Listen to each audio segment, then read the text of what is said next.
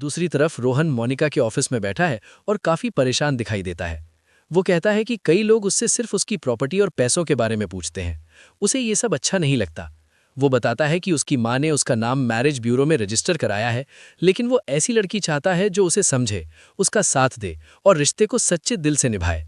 इशिता ये सब सुन लेती है। वो मोनिका से कहती है कि किसी के बारे में बिना मिले राय नहीं बनानी चाहिए। इशिता बताती है कि आलिया पढ़ी लिखी और समझदार लड़की है।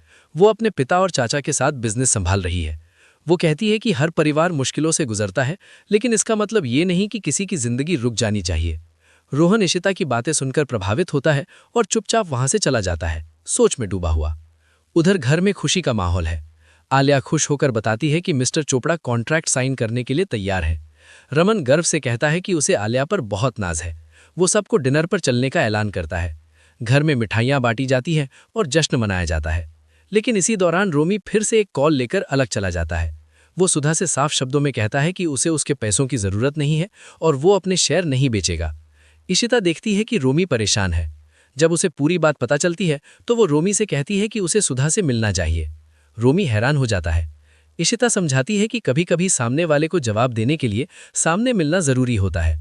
आखिरकार रोमी सुधा को कॉल कर कहता है कि वो मिलने को तैयार है, लेकिन उसकी ऑफिस में नहीं, किसी दूसरी जगह पर। अगले दिन रोमी सुधा से मिलने पहुंचता है। सुधा ने पहले से एक बिजनेस सेंटर बुक कर रखा होता है।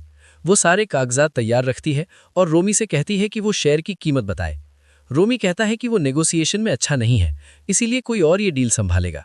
सुधा सहमत हो जाती है। तभी दरवाजा खुलता है और अंदर आती है इशिता। सुधा चौंक जाती है। इशिता मुस्कुराकर कहती है कि उनका परिवार कोई चीज नहीं है जिसे पैसे से खरीदा जा सके। वो कहती है कि रोमी भले ही खुद को नेगोशिएशन में कमजोर मानता हो, लेकिन वो रिश्तों में बेहद मजबूत है। तभी मेहका भी अंदर आती है और रोमी के साथ खड़ी हो जाती है। रोमी भावुक होकर कहता है कि उसने जिंदगी में कई गलतियां की, लेकिन उसके परिवार ने उसे हमेशा संभाला और आगे बढ़ाया। धीरे धीरे पूरा परिवार वहां पहुंच जाता है। रमन, रूही, आलिया और दादा दादी। इशिता साफ शब्दों में कहती है कि रमन और रोमी के बीच का प्यार और भरोसा बहुत मजबूत है।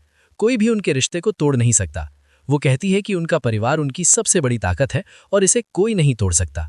सुधा जाते जाते कहती है कि इतना आत्मविश्वास ठीक नहीं होता और वो एक दिन उनकी एकता को चुनौती देगी।